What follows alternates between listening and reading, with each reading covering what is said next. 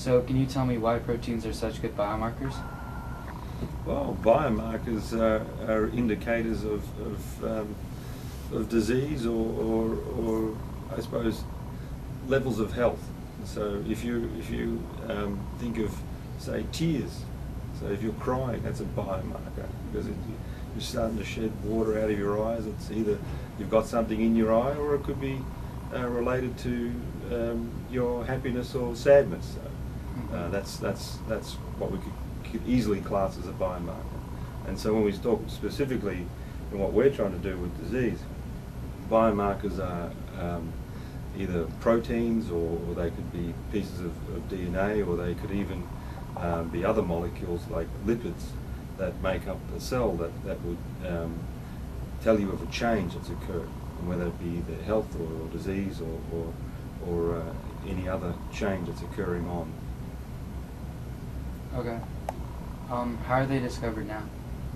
So in my field, what we look at is proteins, and proteins are strings of amino acids that are produced by the cell, and they are based on a template made by the DNA, which is in the nucleus of your cell. So your DNA specifically defines what proteins need to be made in the cell, and so we detect not only the identification of each of those proteins, but we can also detect any changes, if there's any mutations. What I mean by mutation is there any change in that protein sequence?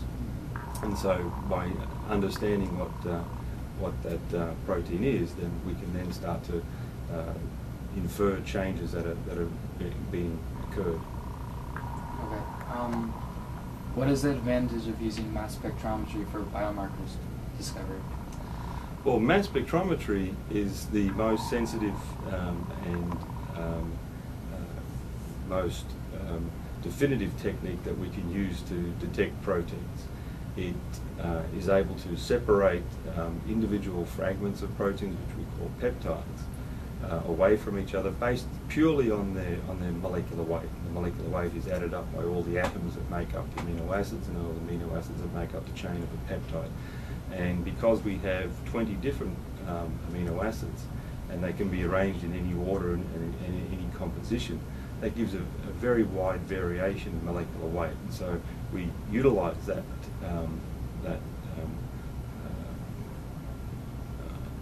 we utilize that technique to distinguish one peptide from another, and we use that peptide much like if we used the colour of your hair to define you from someone else. And so we use that molecular weight to define which peptide is which protein. Okay. What is a mass spectrometer? So a mass spectrometer is a device in which we can convert peptides into a gaseous ion, and so it would then have a charge. So any type of ion would be able to move depending on its attractiveness or repellence from a same or differing charge. And we use that capability to then guide ions through what we call quadrupoles.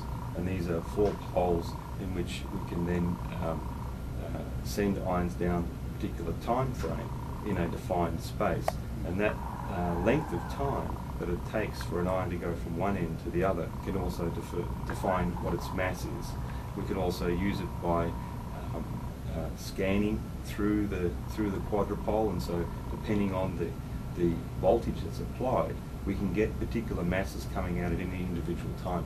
So we use the mass spectrometer to separate those peptides from each other based on its mass. Mm-hmm. And the current mass spectrometers are so high in their separation capability that we can separate mass down to in the order of a couple of Daltons, which is the mass of hydrogen. Mm-hmm. Do you imagine mass spectrometers in doctors' offices or some other way to measure proteins in blood? Well, mass spectrometers are being used today in the hospital. So not particularly in the doctor's office, because he usually just sends it down to the pathology department and lets those people do it for him. But the doctor relies on mass spectrometers today for neonatal screening. Babies are all tested these days for diseases such as phenylketonuria, and so they look for a lot of disorders in that respect. So every baby has what they call a Guthrie card that's taken. So there's a spot of blood that's taken from the baby and it's put onto a card, and they can use that to test for various compounds within the blood to see whether there's a number of diseases. In the other aspects of disease related detection, what we can see in the future is when looking specifically at cancer, what the surgeon doesn't know at this point, when you're trying to divide the area where the normal tissue and the cancer is, instead of just looking there and saying, well, I think that's where the disease is, we'll just cut that out. They can take that piece of tissue as well and just make sure that where they cut was where the tumour versus the normal was, and adjust that surgery and say, okay, we can cut a little bit further in to make sure all the cancer is gone. We have numbers of different styles of mass spectrometers here. So we have a number of different mass spectrometers in that area there, which are very high resolution, high throughput type of mass spectrometers. So most of the people, when they're doing this identification type processes, they'll do it on those mass spectrometers down in that end of the room, so they can get high numbers of identifications occurring per second.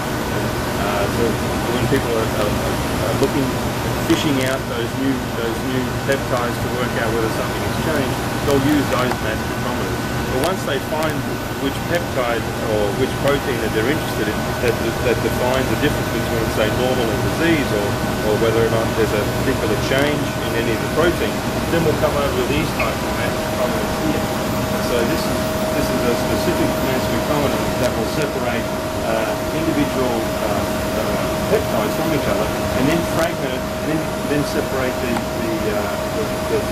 further fragmented peptide and detect it at the back end. You see on the screen there, you'll see some spraying going into the mass spectrometer as it is now. So that's the peptide that's actually being sprayed within the mass spectrometer, and at the back end, what we'll see is a number of peaks. And so these so these peaks here all represent particular fragments of peptides that we're interested in. So if we see a change, and say the blue one going way down, the red one going up, we'll know that there's been a significant change, and so that may infer that difference. So if we're testing someone who has a disease, we could say, okay, once you get a high level of that red peak, then you may have that disease. Or if we're giving a treatment to a patient and we see that red peak slowly going down, that means the treatment's actually working. And so that's how we use biomarkers with mass spectrometry to define health and disease.